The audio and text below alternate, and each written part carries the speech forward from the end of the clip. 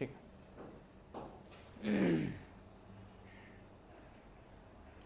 आपका basic qualification? मेरा 12th है। 12th तक हुआ है, अच्छा ओके।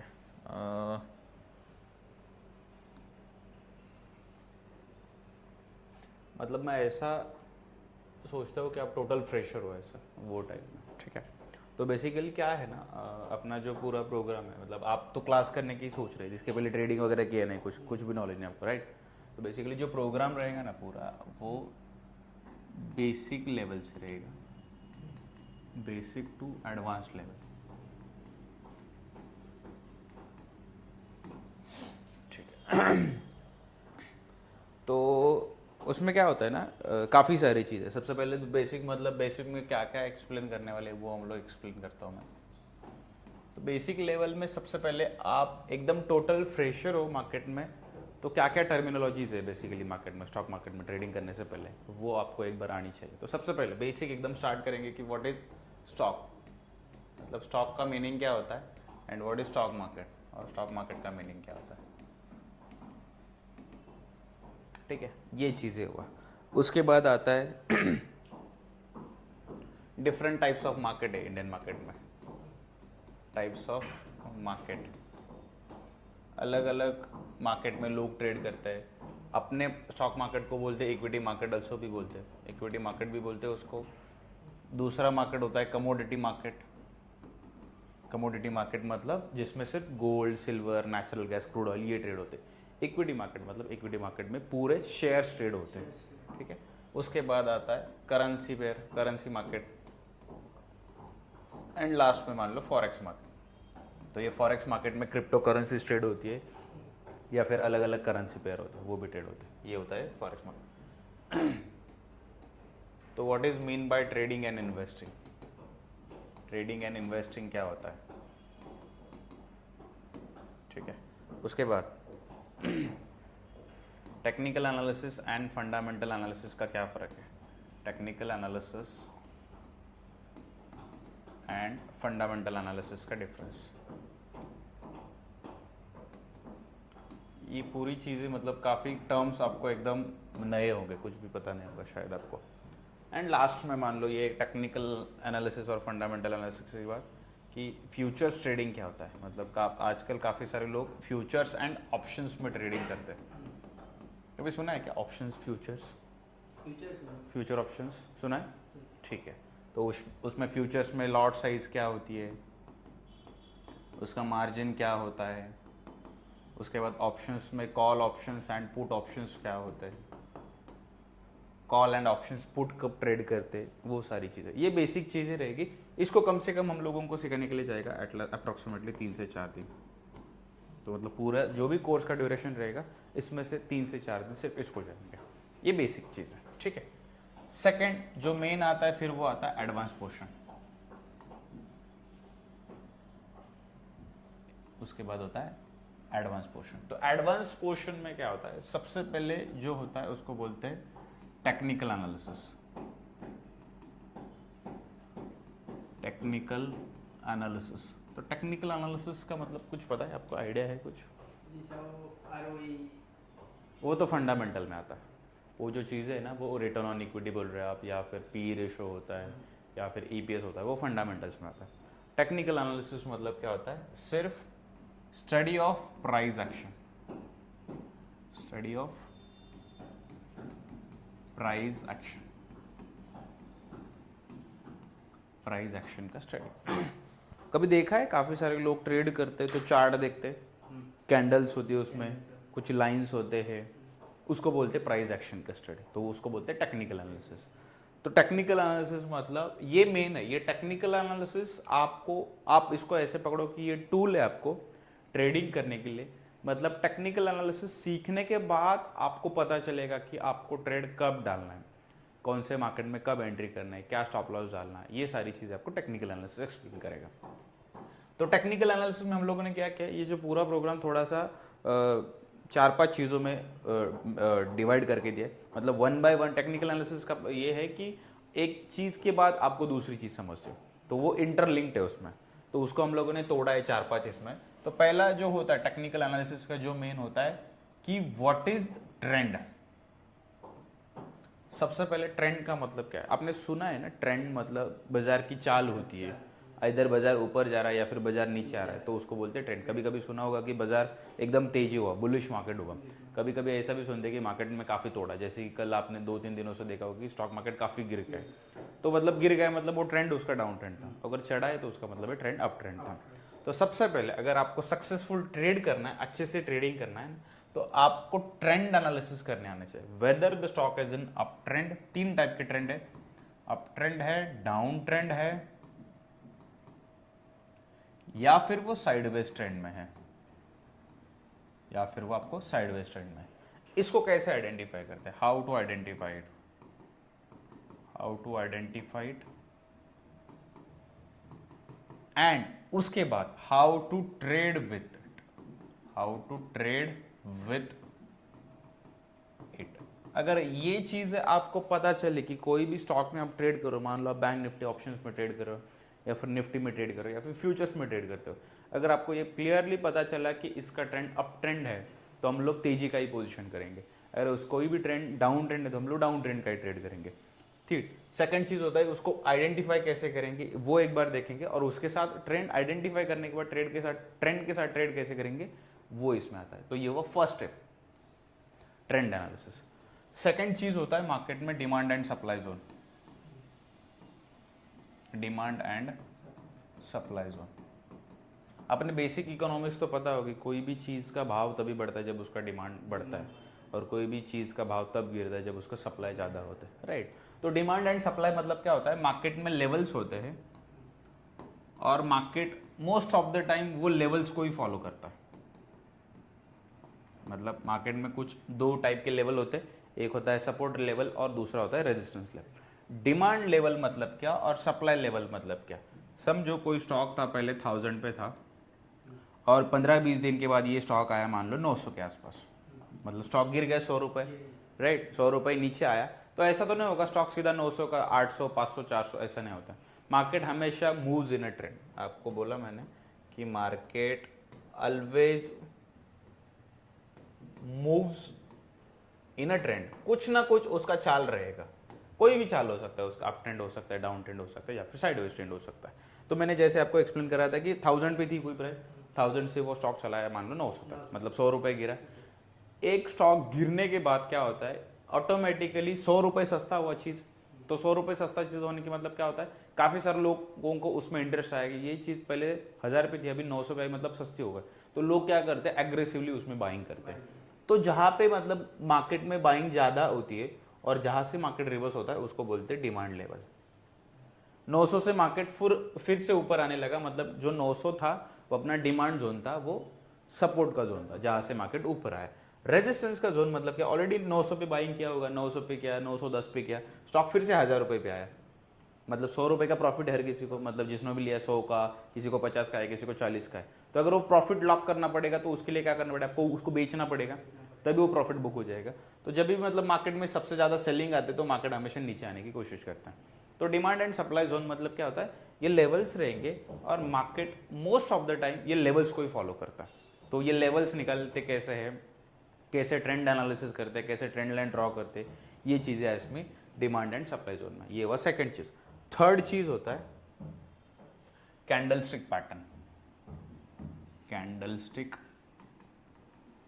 एनालिसिस। समझ रहे हैं ना कि डिफिकल्ट जा रहा है, ठीक है। तो कैंडलस्टिक्स एनालिसिस मतलब क्या होता है, आपने सुना होगा काफी सारे लोग ट्रेड करते हैं तो वो चार्ट में कैंडल्स दिखती है, उसको बोलते हैं कैंडलस्टिक्स। तो उसमें क्या है, 2 टाइप के पैटर्न है, एक है बुलिश रिवर्सल, एक है बुलिश रिवर्सल और दूसरा है बेरिश रिवर्सल, और दूसरा है बेरिश रिवर्सल। बुलिश रिवर्सल मतलब क्या, सिंपल, कोई स्टॉक था मान लो 1200 का, 1200 के बाद ये 1-2 महीने के बाद स्टॉक नीचे आया, डिमांड लेवल पे आया, और डिमांड लेवल पे आने के बाद एक कोई पैटर्न बना, ये जो पैटर्न है इसको बोलते हैं candlesticks pattern, bullish reversal pattern. ये कैंडल को किसी ने एनालिसिस किया है, उसका कहना है कि ये पैटर्न आने के बाद जनरली मार्केट ऊपर ही आता है। तो मतलब बुलिश रिवर्सल मतलब क्या, एक डाउन ट्रेंड के बाद कोई, हाँ वो ऊपर जाएगा प्रोवाइडेड दैट ये कोई ना कोई एक पैटर्न आना चाहिए, ठीक है, उसका नाम है कुछ, तो मान लो डोजी है। ऐसे मार्केट में जो हम लोग कोर्स में पढ़ाएंगे उसमें कम से कम अप्रोक्सीमेटली 14 पैटर्न्स होंगे, मतलब 7 बुलिश रिवर्सल, 7 बेरिश रिवर्सल, ठीक है। तो बुलिश रिवर्सल मतलब वो पैटर्न जो डाउन ट्रेंड पे आने के बाद कोई एक पैटर्न बनता है, और वो पैटर्न का साइकोलॉजी या फिर उसका बैक टेस्टिंग का डेटा ये कहता है कि इसके बाद market most of the time ऊपर ही आता है, तो उसको बोलते हैं बुलिश रिवर्सल। तो वो पैटर्न हम लोग पढ़ाते हैं, उसको देखते कैसे, उसको कहाँ पे देखना है, ये सारी चीजें ये कैंडलस्टिक्स में आएगा। या है बुलिश रिवर्सल। बेरिश रिवर्सल मतलब इसका एग्जैक्टली अपोजिट, जहाँ पे ये डाउन ट्रेंड में था यहाँ पे वो तो पहले अप ट्रेंड में आएगा, मतलब ये सपोर्ट बिक रहा था, ये अभी हम लोग देखेंगे रेजिस्टेंस के आसपास। रेजिस्टेंस क्या टर्म होती है, मतलब जिसके ऊपर जनरली मार्केट नहीं जाता है उसको बोलते हैं रेजिस्टेंस, और वहां पे कोई पैटर्न बना, ये कोई एक पैटर्न बना, ये है हैंगिंग मैन नाम उसका, ये जो पैटर्न है ये पैटर्न है बेरिश पैटर्न। तो ये पैटर्न कहता है कि इसके बाद मार्केट नीचे आने का ही चांसेस ज्यादा है, तो उसको बोलते हैं बेरिश रिवर्सल। तो bullish reversal and bearish reversal में सिंपल फर्क ये है कि बुलिश रिवर्सल मतलब वो पैटर्न होते हैं जो डाउन ट्रेंड को रिवर्स करेंगे अप ट्रेंड में, वेयर एज बेरिश रिवर्सल मतलब वो पैटर्न जो अप ट्रेंड को रिवर्स करेंगे डाउन ट्रेंड में, ठीक है। ये हुआ थर्ड चीज। और लास्ट में जो इंपॉर्टेंट होता है फोर्थ, उसको बोलते हैं pattern study, chart pattern. Technical analysis community के मतलब जो भी प्रैक्टिशनर है ना, उनका अभी तक का एक्सपीरियंस ये कहता है कि market always moves in a pattern. Market में हमेशा पैटर्न बनते हैं, forms pattern, and it is in repetitive nature. Repetitive nature मतलब क्या होता है, मार्केट में जनरली पैटर्न्स फॉर्म होते हैं और वही पैटर्न हमेशा रिपीटेटिव इन नेचर है, मतलब वही बार बार होते हैं। तो इसमें क्या है, दो टाइप के पैटर्न है, एक है trend continuation pattern, trend continuation,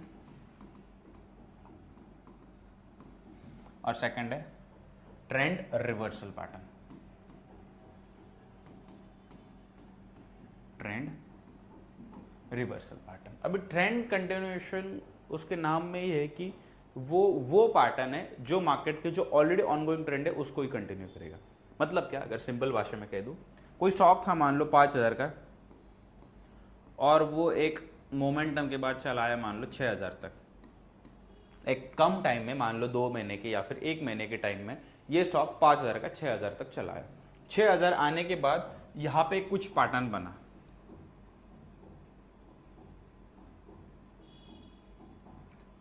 और ये पैटर्न ऑलरेडी किसी ने तो एक्सप्लोर किया हुआ है, मतलब किसी ने ऑलरेडी एक्सप्लोर किया है कि दिस इज काइंड ऑफ एक शेप बनता है मार्केट में, और शेप बनने, ये पर्टिकुलर शेप बनने के बाद मार्केट का पॉसिबिलिटी कि इसके बाद ये ऊपर ही जाएगा।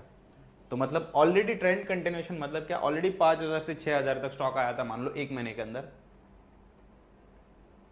ठीक है, और इसके बाद ये पर्टिकुलर रेंज में मान लो 2 महीने तक ये स्टॉक एक साइडवेज रहा, मतलब किधर भी नहीं जा रहा ना, एक ऐसा रेंज में फंसा है, तो उसको बोलते हैं साइडवेज। और ट्रेंड कंटिन्यूएशन पैटर्न मतलब क्या, ऑलरेडी ऑनगोइंग ट्रेंड पॉजिटिव था, तो देयर इज हाई चांसेस कि ये मार्केट इसके बाद ऊपर ही जाएगा। ऐसा कोई एक पैटर्न है किसी ने एक्सप्लोर किया, मान लो ये पैटर्न का जो नाम है ये है पेनेंट, इसको बोलते हैं बुलिश पेनेंट। ऐसे इसमें भी अप्रोक्सीमेटली 16 पैटर्न्स है, अलग अलग पैटर्न्स है। ये हुआ trend continuation pattern. Trend continuation clear है, मतलब जो ऑलरेडी ऑनगोइंग था उसके बाद थोड़ा सा साइडवेज चला गया और वही ट्रेंड को वो आगे कंटिन्यू करते हैं, तो उसको बोलते हैं साइडवेज, मतलब ट्रेंड कंटिन्यूएशन पैटर्न, ठीक है। वेयर ट्रेंड रिवर्सल मतलब क्या, ऑलरेडी मार्केट का ट्रेंड पॉजिटिव था और एक कुछ ऐसा पैटर्न बना जिसका अभी तक का बैक टेस्टेड हिस्ट्री ये है कि ये ऐसा कुछ पैटर्न बनने के बाद जनरली मार्केट नीचे आता है, तो इसको बोलते हैं basically double top. Double top trend reversal pattern मतलब वो पैटर्न जो ऑलरेडी ऑनगोइंग ट्रेंड था उसको वो रिवर्स करने की कोशिश करता है, उसको बोलते हैं ट्रेंड रिवर्सल पैटर्न। तो ट्रेंड कंटिन्यूएशन मतलब जो ऑलरेडी ऑनगोइंग ट्रेंड है उसको ही कंटिन्यू करता है, तो वो है ट्रेंड कंटिन्यूएशन। ट्रेंड रिवर्सल मतलब जो ऑलरेडी ऑनगोइंग ट्रेंड था उसको रिवर्स कर रहा है डाउन साइड में, मतलब पहले तो मान लो अप साइड था, अप साइड के बाद ये पूरा नीचे आया ना, तो मतलब अप साइड का रिवर्स हुआ डाउन साइड में। अगर वही उसके अपोजिट में होता तो डाउन ट्रेंड का रिवर्स होता अप ट्रेंड में। तो इसमें अप्रोक्सीमेटली 16 पैटर्न्स हैं मतलब मान लो कोई पैटर्न है flags and pennant, flags and pennant, उसके बाद ट्रायंगल्स होते हैं, ट्रायंगल्स में 3 अलग अलग टाइप ऑफ पैटर्न है, सिमेट्रिकल ट्रायंगल है, असेंडिंग ट्रायंगल है, डिसेंडिंग ट्रायंगल है, उसके बाद वेजेस करके पैटर्न है, राइजिंग वेज होता है, फॉलिंग वेज होता है, उसके बाद हेड एंड शोल्डर पैटर्न होता है, हेड एंड शोल्डर बुलिश होता है, हेड एंड शोल्डर बेरिश होता है। अप्रोक्सीमेटली इसमें भी 16 पैटर्न है। ये हुआ फोर्थ प्रोसेस। लास्ट वाला जो चीज होता है उसको बोलते हैं स्टॉक सिलेक्शन क्राइटेरिया। ये सारी चीजें तो आपने सीख ली, मतलब पहले तो ट्रेंड एनालिसिस करवा लिया, उसके बाद आपने डिमांड सप्लाई जोन भी लिया, उसके बाद आपने प्राइस एक्शन का भी स्टडी किया, कैंडलस्टिक्स का, और चार्ट पैटर्न का भी स्टडी किया। अब इंडियन मार्केट में अगर बात करो तो इंडियन मार्केट में कम से कम 5000 के आसपास लिस्टेड है कंपनीज, मतलब जैसे रिलायंस है, टाटा मोटर्स है, डी मार्ट है, ऐसे सारी कंपनी, अप्रोक्सीमेटली 5000 कंपनी। तो ये सारी कंपनी को आप चेस नहीं कर सकते या फिर इसके ऊपर ध्यान तो नहीं रख सकते, राइट। उसके लिए हम लोगों ने स्टॉक सिलेक्शन का एक क्राइटेरिया रखा है, जहां पे हम लोग आपको एक इंडिकेटर का स्ट्रैटेजीज है, वो इंडिकेटर की स्ट्रैटेजी हम लोग आपके साथ शेयर करेंगे। वो जो इंडिकेटर है उसका नाम है रिलेटिव स्ट्रेंथ इंडेक्स, मतलब RSI, रिलेटिव स्ट्रेंथ इंडेक्स। मतलब ये इंडिकेटर का कुछ पैटर्न्स है, वो पैटर्न आपने बैक टेस्ट करने के बाद ये जो आपका यूनिवर्स है वो कम होता जाएगा एकदम टोटल। मतलब कुछ ना कुछ चेकलिस्ट रहेगा, मान लो उसमें नंबर 1 का चेकलिस्ट रहेगा, 2 का रहेगा, 3 का रहेगा। अगर ये सारी चीजें आता है तो ही उसमें से स्टॉक फिल्टर होकर आपके पास सिर्फ 20, 30, 40, 50 ऐसे को स्टॉक आएंगे, फिर आपको वो सिर्फ 40, 50 स्टॉक के ऊपर ध्यान रखना पड़ेगा। तो ये है स्टॉक सिलेक्शन क्राइटेरिया। और उसके बाद जो आता है वो होता है ट्रेडिंग साइकोलॉजी।